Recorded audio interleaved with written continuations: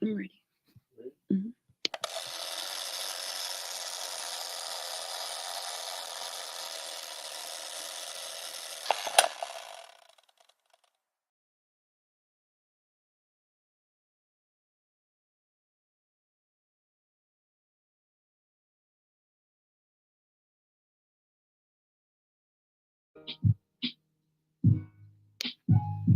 Hello, hello. Welcome to Warriors Talk with author and founder Lady ReShell, where we move away from awareness towards action.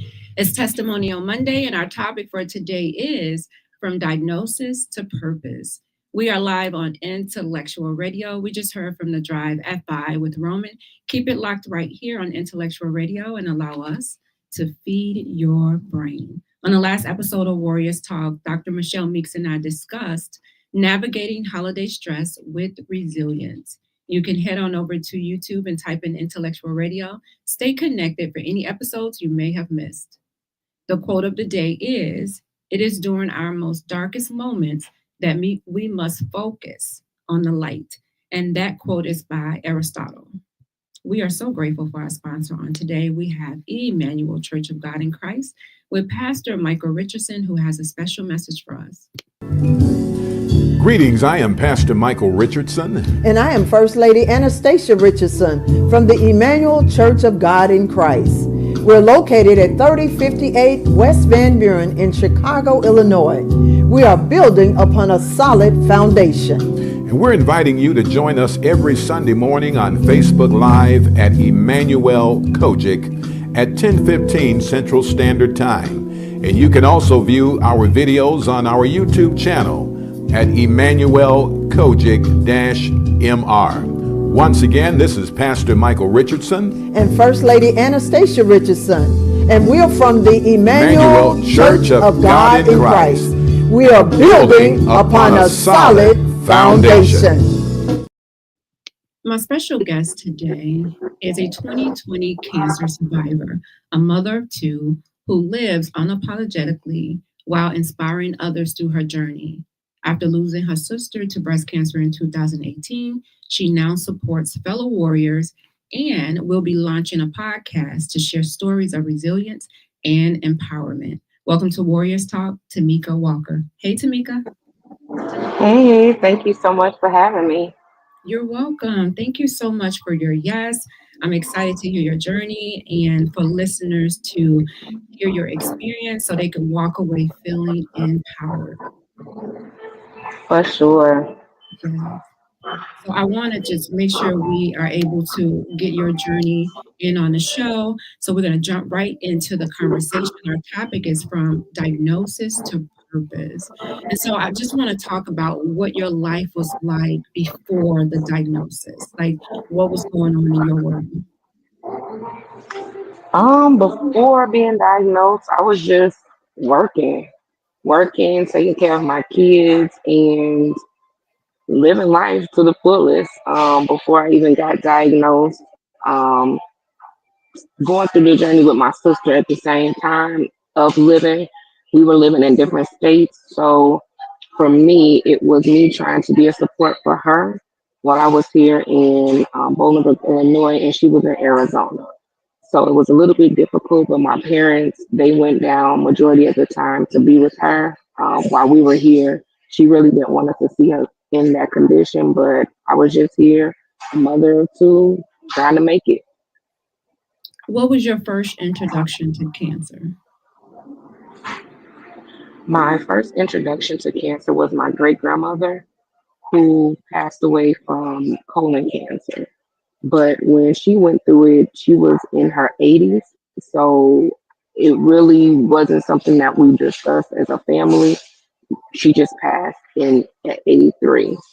And my second introduction was my sister who, when she passed, she was only 43. So that one was a little bit harder for me to grasp and understand. But her journey was the one that really pushed us to go to the cancer walks and learn as much as we can about cancer.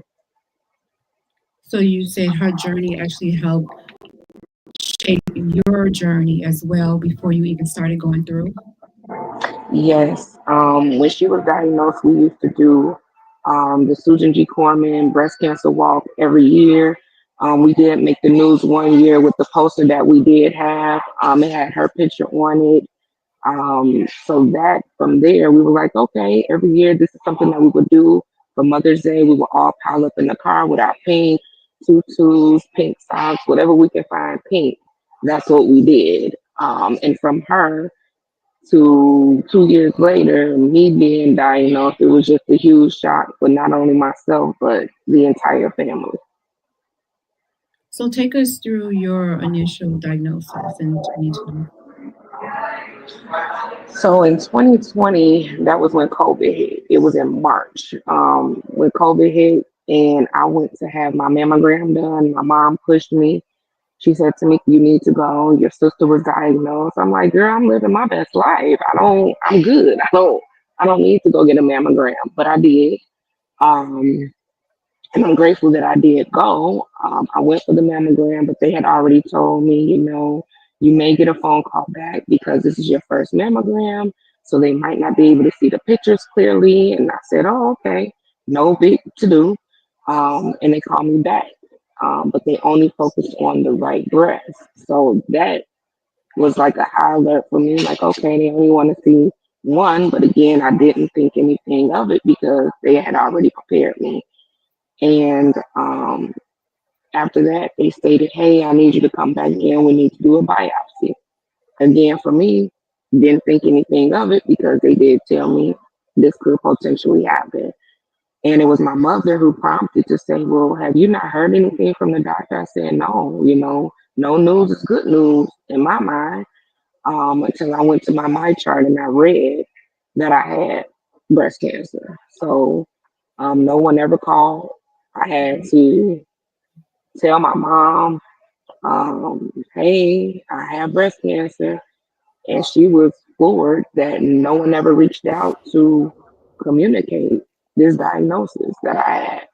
So if you never looked into my chart, if you didn't even have access to the my chart, you probably wouldn't have known until you went back maybe a year later to get your mammogram again. That's Exactly. unacceptable. Like that should be an immediate callback or Immediate. or come to an appointment so we can explain to you what's going on. I think they have gotten so relaxed. It's almost like this is a diagnosis that happens all the time. So it's like, okay, it's really no immediate rush, which it should be. Wow. Yeah. And I did call. I did call and ask them. I said, "Well, why did no one reach out to let me know this? I mean, this is cancer. You have to be on top of this." And they advised me because of the diagnosis, they put it in the system right away. They didn't know that anyone didn't call. And I'm like, "Well, I'm letting you know, y'all dropped the ball royally with this one." That is really unacceptable. So Yeah, it was shocking. wow. So when you heard or read that you had breast cancer, and in the back of your mind, your sister just passed a couple of years ago from breast cancer. What are your thoughts? Am I going to die? Am I going to make it? Am I going to be able to endure what's to come? I had so many different thoughts in my mind. And at that time, my son was only maybe 3 or 4. So I'm like, oh my God, who's going to raise my kids? How's my family going to take this? Because I'm normally the strong one and I have to go through this fight. I didn't immediately, I just thought death because my sister had just passed 2 years prior. Now, was cancer something that you associated with that period even before your sister? Honestly, before my sister, I did not. I think her journey, because she first was diagnosed, went through treatment and everything, and then it came back extremely aggressive, and she lost the fight.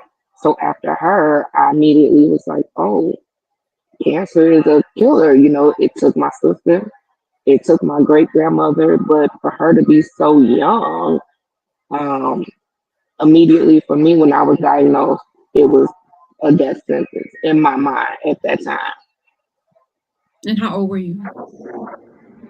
I was 37 when I was diagnosed. So, like right now, they still have it to where the age for women to get a mammogram is 40. And we know when you have someone in your family, it should be at least 10 years before that person was diagnosed. But just even having that 40 attached to when you should get a mammogram, it's really, I think, giving people a false sense of security. Like, oh, I could wait until I get 40 to do this. And no, you can't. Not at all. Not at all. I had to tell them, like, yeah, my sister passed. Um, I need to get a mammogram. And that was the way that I was able to get in sooner. So now I'll tell people, let them know I'm your sister and I was diagnosed at 37 so that you are able to get in sooner to get your mammogram. Did you find it hard to advocate for yourself, to actually push for them to get the necessary tests done for you because you were so young and African American? In the beginning, it was because when I first went in there, I said, oh, I just need a mammogram. And they said, oh, well, you're too young.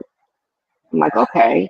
So that's when I had to say, okay, well, my sister passed from breast cancer and she was 43 years old. And that's when they hurried up. Oh, yeah, come on, let's go ahead and get this done. And I even took it a step further and asked for a genetic test to be done to see exactly, hey, does this run in the family? Do I need to know if my daughter has a gene within her so that we can be proactive for her? And the crazy thing about it, nothing came back on the genetic test at all. So I was just that one within my family that had to go through it.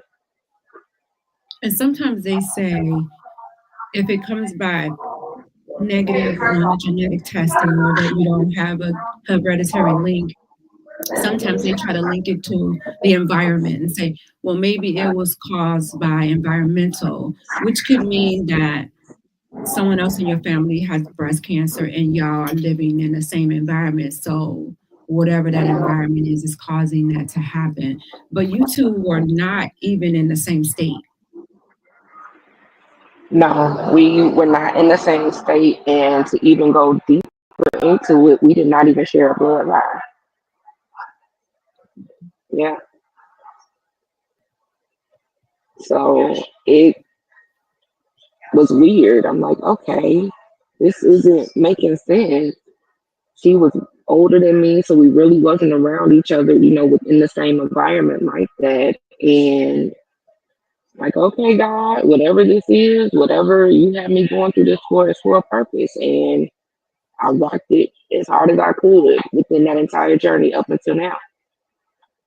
What role did other family members play? I know you had a younger brother, just in your healing process. And because they also lost someone too to this same disease. And then here you are diagnosed with the same thing. Well, my mom, hands down, was my biggest advocate. Um, she went to every doctor's appointment with me because she was a little bit more versed with going through it with my sister. So to be completely honest, at those appointments, I heard nothing. All I heard was womp, womp, womp, womp, womp, womp, womp. I didn't hear what stage. I did hear the stage. I knew I was a stage 1, and I had an aggressive form of breast cancer. But had my mom not been there, I would not have known half of the things that I needed to know going through this journey. My brother, he, encouraged me all the time, like, you are so beautiful, because you lose your hair, you lose everything. And I'm just like, I cannot believe I'm going through this right now. I had hair down to the middle of my back. I was feeling myself. And it's like, man, I can't believe I'm about to go through this. So he was an advocate for me. My daughter, even though she lost her auntie to it, she stepped up to help with her brother. I didn't have to ask her like, hey, can you make sure he has his clothes for school? Or because I still worked, I still did what I needed to do through chemo, radiation. And at that time, I was married. He did his part with helping with the children. But my family, hands down, was my greatest support from my mom. My grandmother would call and pray with me to make sure my mind was in the right, atmosphere. Because a lot of times going through that, especially if you don't have anyone that's been through it, it's like, how do you know what I feel? You don't know what I'm thinking. You don't know anything of what I'm feeling right now. So I do thank my family because honestly, even though I'm the strong one, without them, I would not have made it. I I couldn't have done always, it.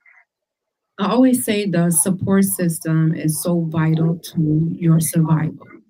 Like it pushes you to survive because you know you have these people, that's depending on you, that's rooting for you, that's pushing for you to come through this. I'm wondering, what was your conversation like with your daughter about your diagnosis? Like, how did you break the news to her? Um, so when I found out that I was diagnosed, luckily my mom and I, we only stay like maybe 15 minutes away from each other, and she got there immediately. Um, and I broke down and I cried. I think that was the first time that I cried, and I just fell in my mother's arms, and I said, I have to tell Tania, and both of my children are ones that feed off of my emotion. So I had to make sure that I was in the right frame of mind to have that conversation with her. Again, losing her aunt, her first thing was death. So I had to just explain to her that, God gives his toughest battle to his strongest people. And I'm going to get through this. Before being diagnosed, I was a very happy go lucky person. I do believe that that's another thing that helped me get through this. So I was able to still laugh with her, do things with her. Luckily, chemo really didn't take me down too bad, but I would always talk to her and I would always allow her to see that I was okay. I even allowed her to go to a doctor's appointment just so she could see the process of what I went through.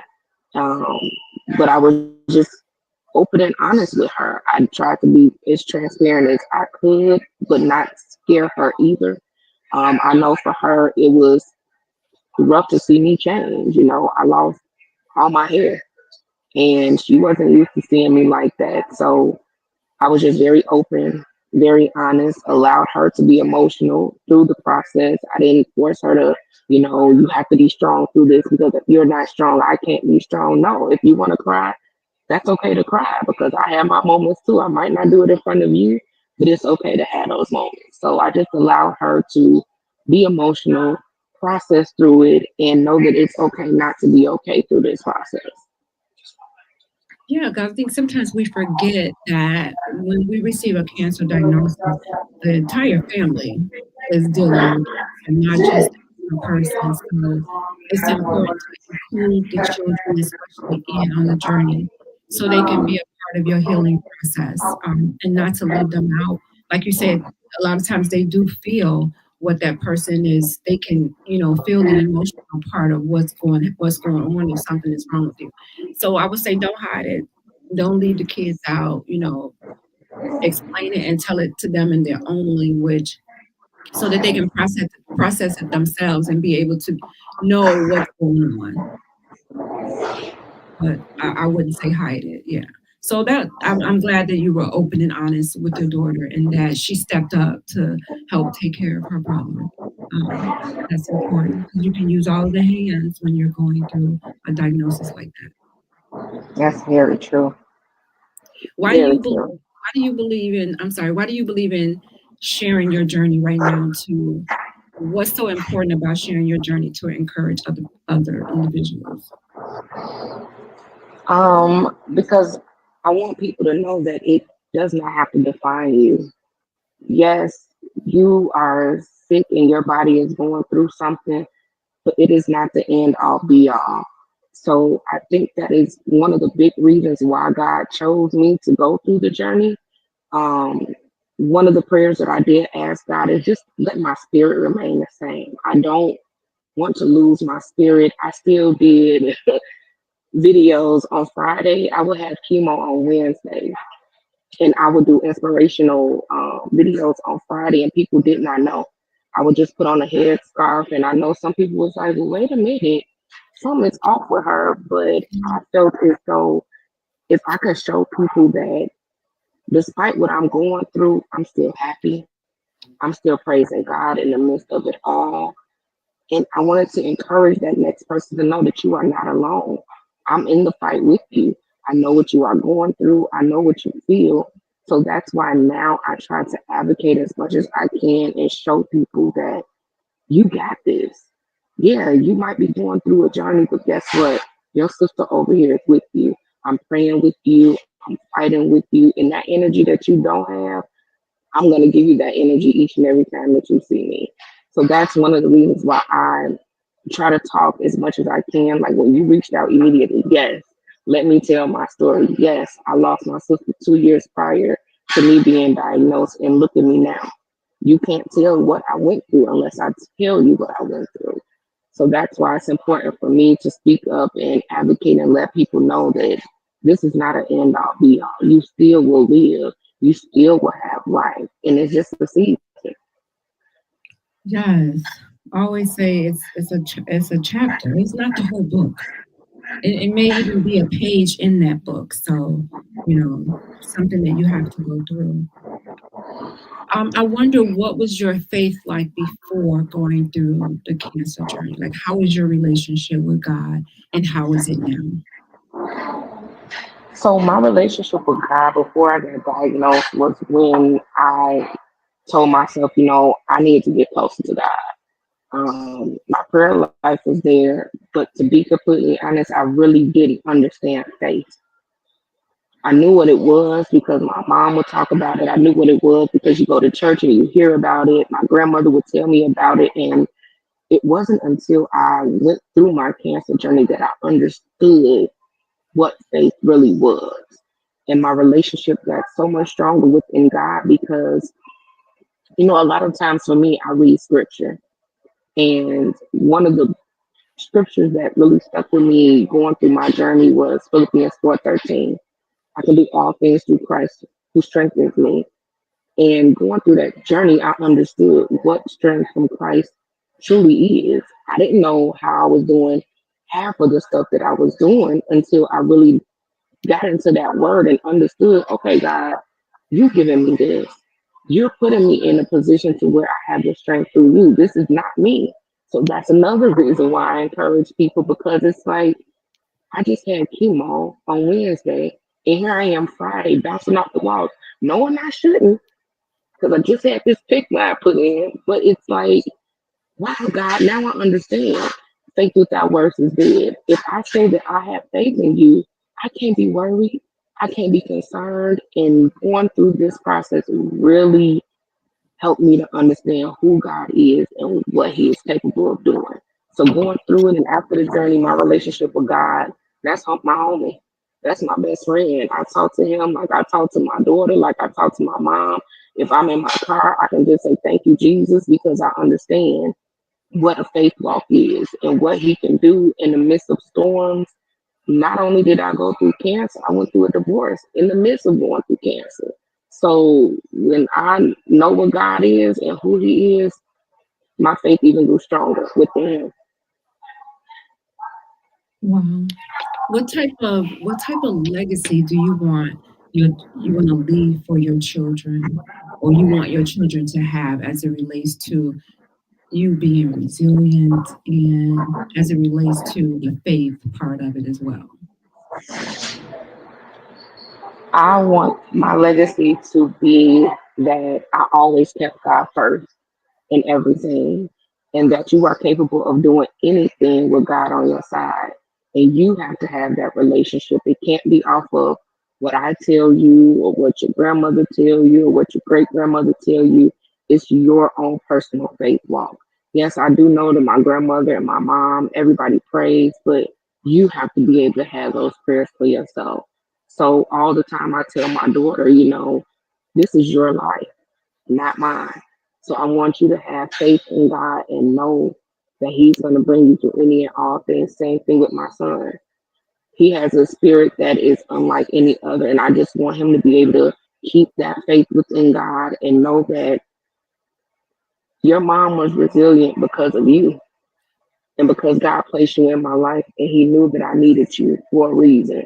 So I know I tell them I be in their butt a lot of times, but it's out of love, and I know that God gave them to me to get through this, because without my kids and my family, I don't think I would be here without them. I love that. I love it. If you are tuned in to Warriors Talk, we are live on Intellectual Radio. My special guest is Tamika Walker, and we're talking about from diagnosis to purpose. You guys, make sure you share the show out so that someone that needs this information will be able to listen to it. So I wanted to know, what did the death of your sister do for your advocacy work? It had me to want to do some of everything. Like, what can we do to get this out? My family and I, we wanted to start a non-for-profit organization with it. That has not happened as of yet, but that doesn't mean it can't happen. I love to talk, so I'm like, maybe I can do a podcast or encourage other people so that they know. But it really pushed me to educate people, because I think a lot of times people think, oh, it's hereditary. Oh, I could never get it. It could never come to me. So it's like, no, you don't know that. You have to do what you have to do for you. Had my sister probably got a mammogram earlier, she might have still been here. By the time she got her mammogram, she was already at a stage 4. So I try to encourage people, yeah, it's a scary thing to hear that you have breast cancer, but early detection is key. So that's one thing that I do push as well from her experience. Early detection is key.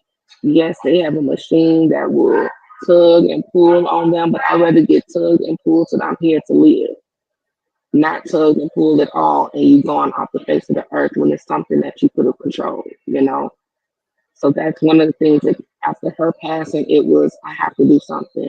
I have to tell people. I have to be able to get out there. So that's when I started to go live a little bit more, speaking on breast cancer.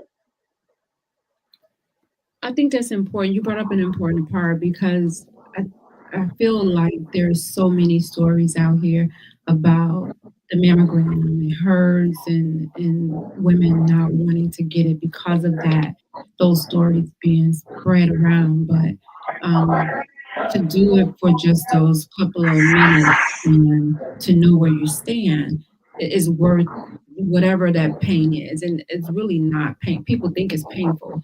And maybe some people may experience pain when they're going through the mammogram, but it may be for a couple of minutes for you to know if you have cancer in your breast or not, or if you have to go for further testing. It would be worth it to go through it for those couple of minutes than to go through chemo, surgery, radiation, and having biopsies. That's so true. That's exactly what I tell people. Would you want to be hurt for a little bit to elongate your life? Or would you not want to have a little bit of pain and be gone? It's not, it doesn't hurt at all. And I know I show people, like, before I was diagnosed, I was 44 triple D. So I was heavy chested, and I would go get my annual check. The doctor couldn't even feel it. So had I not gotten the mammogram, I don't know if I would be sitting here talking to you today. Mm. I'm all about advocacy when it comes to breast cancer. How can you ensure that the work that you're doing for advocacy goes beyond awareness to inspire the community to take action? What I'm currently trying to do now is, with the podcast that I have, I want to also connect with the cancer treatment center that I went to. They have different partnerships that they have. So I've already communicated with one of the individuals there, because I would like to start doing things like different events. It doesn't have to be where it's in specifically the month of October. We can celebrate and encourage throughout the year. It doesn't have to be 1 month out the year. So I'm trying to work with her to where I can have different events locally. I'm here in Bolingbrook. Maybe I can go to different churches and have conversations about it. I also want to be able to have my daughter, she can advocate and explain how it impacted her as a child so that she's able to maybe counsel some individuals that have children that are going through it. So I try to, in any way that I can, communicate with other individuals. I do communicate even on Facebook. I meet a lot of individuals on there that have gone through the journey. So we communicate with each other that way. And we're trying to come up with different groups and different things that we can do so that this is something, especially within our culture. Um, I want us as African American women to unite with each other, tell your story. It will help somebody else out. And that's another reason why I try to speak is because we got to help each other. We can't not tell a story um, because I know it sometimes it can get to a point. I've talked to a lot of cancer survivors and they don't want to relive it. But for me, I'd rather relive it so that I can save somebody's life. Absolutely. As it relates to the podcast, what unique perspectives do you feel like your podcast will bring to listeners? Authentic. I think a lot of times when it comes to social media and things like that, it has been watered down to where you cannot authentically express yourself. And with this podcast, I want to authentically express myself. This is exactly what it is. This is my journey and what I went through. Here are pictures. Here are things going through the journey. I made sure to take a lot of pictures so that I'm able to share that with other individuals. You know, a lot of times when people think, oh, reconstruction is done right away. No, ma'am. There's a process that you have to go through. Oh, when you got your surgery done, what was the recuperation? I have pictures of the tubes that I had. So those are things that I want to be able to show to people. And then look at me now. I do have scars that will probably never go away, but I'm here. I'm here for my children. I'm here to educate and be here for other people. So I think authenticness is what I would like to bring to the podcast that I am looking to bring out there to others. What advice could you give to caregivers who are supporting someone with cancer? It's okay not to be okay, and it's okay not to know the words to say.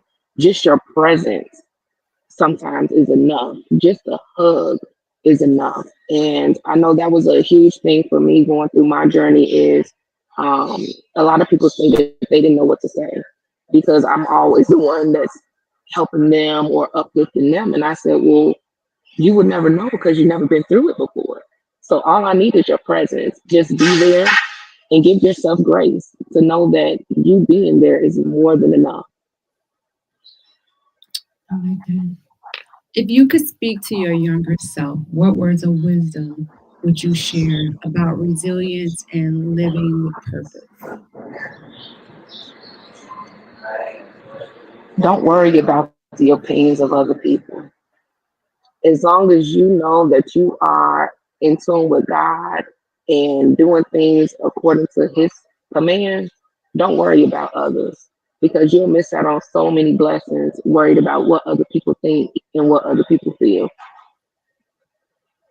Yeah, I like that. So tell me, in what ways do you see yourself as a warrior? To be honest, I'm still trying to figure that out myself. A lot of people say that to me. I guess for me, not allowing what I went through to weigh me down. Um, Going through cancer was a lot within itself, and then on top of that, a divorce.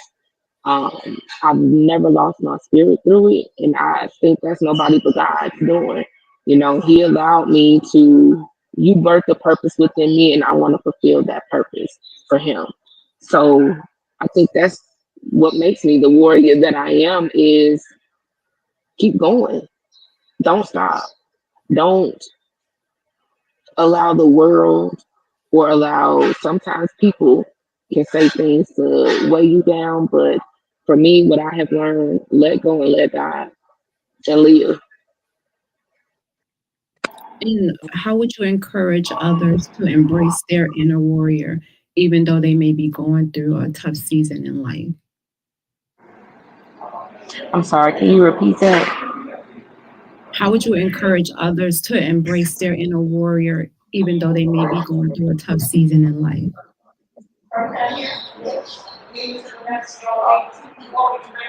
Surround yourself with the right individuals. That's huge, is to have that support. For me, I lost a lot of friends that I thought would be there. Um, that showed a lot for me, is who was there. And pray. When you pray and you connect to God, He's going to allow things to come up and out of you that you would have never thought. And even to this day, I sit back like, God, that was nobody but you. So to God be the glory for that. But prayer, I would tell that individual to pray and stay focused on the things that matter, because when you do that, everything else will fall into place. I think a lot of times we're so concerned with looking at the next person and seeing what they're doing, but they just have to focus on what the purpose is for you, because we all have a different purpose, and just stay in line with what's true to you. Wow. I have a comment from Instagram, Live Life Better, and she says she commend and congratulate you. Continue healing. The one thing that she would say to her diagnosis did give her was boldness, and she needed it to bring her to where she is today. Ooh, that's good. Yes. I did not, a lot of times going through it, I'm still shocked. I still am like, you did that. God did that. And He allowed you to be here. I would have never, ever thought that I would go through something like that, chemo, radiation, reconstruction.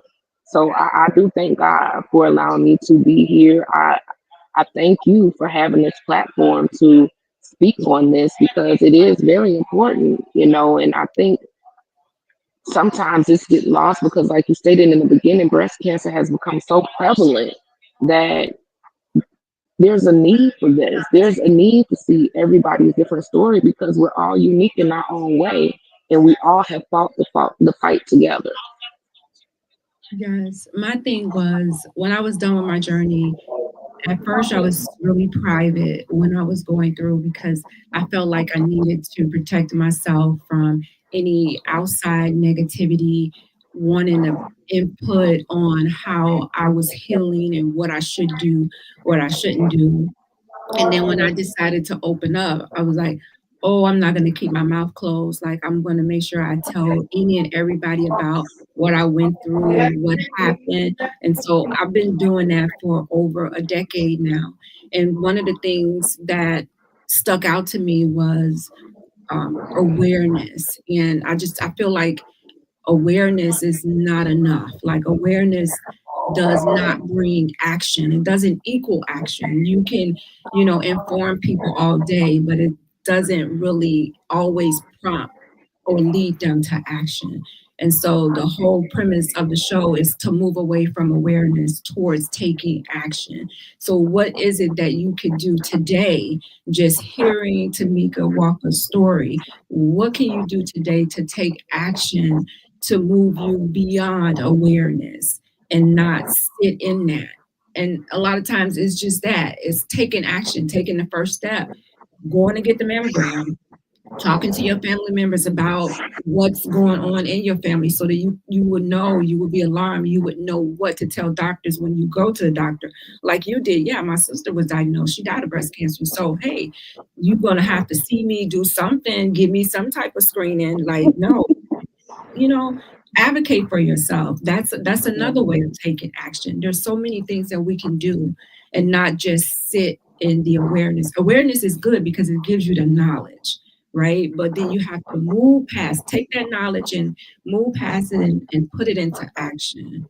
And that's what this is all about is taking action, making sure people are being proactive with their health and not waiting for something to happen. And then we jump on a bad wagon and then be like, oh yeah, I want to do this. No, do it before. Exactly. And that's what That it's. part. I wanted to know about, a lot of us have these defining moments when we have a cancer diagnosis. And this is a moment that you may have been fighting for a while, and then all of a sudden something hits you. You could be going through a difficult patch during your journey, and then something hits you to say, oh, I'm going to survive this, or oh, this is what this means. Did you have a moment to where it was like a light bulb that turned on when it came to your diagnosis? I think the one for me would be chemo brain. They did have a conversation with me to let me know, oh, you might have chemo brain. I'm like, what is that? Oh, well, you might forget something. You know, it might be something that you normally are on top of. I went to the store one day and I'm at the checkout, swipe my card. I could not remember my PIN number to save my life. I'm like, what is my PIN number? I know the PIN number. I know I just used the card not too long ago. And I was gonna call my mom and I'm like, she don't know my PIN number. I didn't give my PIN number to my mom. So I told the lady, I said, you know what? I'll just come back. And I left the store and I sat in the car like, this is what they meant by chemo brain. Like you can forget something like so minute that it's something that you normally would do any other time. So I said, you know what? To prevent this in the future, now I write things down so that I can remember it. And I went to my family and I said, you know, some things I might not remember. So please forgive me if it's something that you have told me. If I do not write it down, I will not remember. But that was the probably right then and there is when I remembered. They did mention chemo brain when I first got diagnosed, and I said I would never go through it, and I did. I surely did. Was there a why me moment going through this cancer journey? I think my why me was when I first lost my hair. My mom had told me like, I can't believe that your hair hasn't come out yet. What's going on? I'm like, well, why are you trying to force it to come out? Like, let me hold on to my hair as long as I can. And it was one day I just went into the restroom and I just did one of these, and my hair came out and in my head. And I said, oh my God. I said, but I gotta do my video today. It was a Friday. So I said, this can't happen right now. Why is this happening to me right now? Why? And I think after that, I asked my husband at the time, cut it off. And he's like, no, why would you cut it? I said, I don't want to keep pulling my hair out in clumps like this. It has to go. So I think that was my first moment when I asked God, why me? Why do I have to go through this at this moment in time? Wow. I remember getting my hair cut and I purchased a wig that was just like my hair.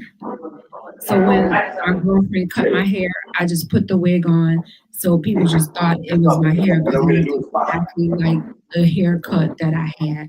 And I just rocked it until I couldn't rock it anymore. And I just started switching up on the different type of wigs that I probably would never wear. And, to try something different, I just started switching it up like, okay, let's just try this. Let's just try that since, I have the bald head to do it. So, yeah, very, very, very interesting and a very humbling experience to, It is. yes, just to look at yourself and be like, who is this? Who is this person in this mirror that I'm looking at? And I think the bald head for me made me realize you're sick. You're sick. Yeah. Before the hair fell out, it's like, oh, okay, they said I have cancer, but as soon as I shaved my head and I looked in the mirror and I said, oh, because we associate on TV, when they talk about cancer, they have the bald headed patient looking all frail and skinny. And I said, oh God, I'm sick when I saw that. Yeah. And I think that's why I probably wore the wig all the time. Like when I was out in the house, I would wear the scarf. But when I was out, it would always be a wig. I didn't start rocking my my short hair, excuse me, until it got maybe an inch or two long. But the bald head to me equal you're sick. I relate to you on that. I was the same way. They would tell me, "Oh, go get a wig." I'm like, "I'm too hot. It is I don't want that." itchy. So, right? I'm like, we just gonna have to do what we gotta do. So I just rock my bald head. And to be completely honest, I wanted to cut my hair before I got diagnosed. I'm like, oh, I'm sick of all this hair. I just want to cut it. And I said, you know what, Five, I hear you. You heard what I said, but you took it to a whole nother level of cutting hair. So I knew if I could rock a bald head, I can do anything. So I tell my grandmother now, like, listen, I will cut this hair straight off again because I know that I can rock a bald head. Everybody can't do that, girl. Everybody can't. Okay. Everybody can't rock that. Tamika, I have Not at enjoyed all. your testimony. Can you please give the listeners some words of wisdom as it relates to individuals that may be newly diagnosed and they're trying to get to their purpose? Oh, you are strong. You are already a warrior because you've already faced that first hurdle of being diagnosed and being told that you are diagnosed. And God chose you for a reason. You have a story that's going to come from this. You already a walking testimony, and you have some sisters that are waiting to celebrate with you at the end. So, girl and man, don't give up. Don't you dare get in your feelings. And if you do, it's okay. It's okay not to be okay, but don't sit up in that thing too long because he already told you his promises are yes and amen. And if ever you need somebody to talk to, I got you and I'm here with you. And how can listeners stay connected to you? They can stay connected to me. I am on Facebook, Tamika Lady T Walker, Instagram, Sweet T underscore 35. I'm on TikTok at Lady Strong 15. And if ever you want to talk, I do have my telephone number that you can reach out to me because it takes a village. It takes a village to get through it. And again, you are not alone. And I know when you're going through the journey, it can get hard, but I promise you, it's only a season. It's only a season. Yes. Thank you so much, Tamika, for sharing your journey, for just lending us your wisdom and your experience. I appreciate it. And I just wish you many more blessings. And I send healing vibes your way. Thank you so very much. Good luck on the podcast as well. Thank you. I appreciate that. And thank you for having me. I appreciate this. And you keep fighting so good. Thank you. Thank you so You're much. welcome. Make sure you connect with Tamika Walker, you guys. Thanks again. Thank you. Don't go anywhere. Stay right here on Intellectual Radio. Coming up next is Pillow Talk with God. And I just want to highlight my sponsors. I have Gloria Dotson with Mary Kay, and she's catering to all of your beauty needs from head to toe. Make sure you tell her that Warriors Talk sent you. And Warriors Talk is always looking for individuals to share their journey. You can inbox me that you are ready to share. And we will love to hear your testimony so that you can empower and educate others about your cancer journey. So I want you to join me next week right here on Intellectual Radio at 6 p.m. As always, thank you for tuning in to Warriors Talk with author and founder Lady ReShell, where we are changing lives one warrior at a time. Thank you for listening to this week's edition of Warriors Talk with Lady ReShell. To find out more about Warriors Talk, follow at Warriors Talk, the number 1, on all social media outlets, and Warriors Talk with Lady ReShell on YouTube. Please join us next week and every Monday evening at 6 p.m. Central Standard Time on intellectualradio.com for Warriors Talk with Lady ReShell, where we encourage, educate, and empower you into action.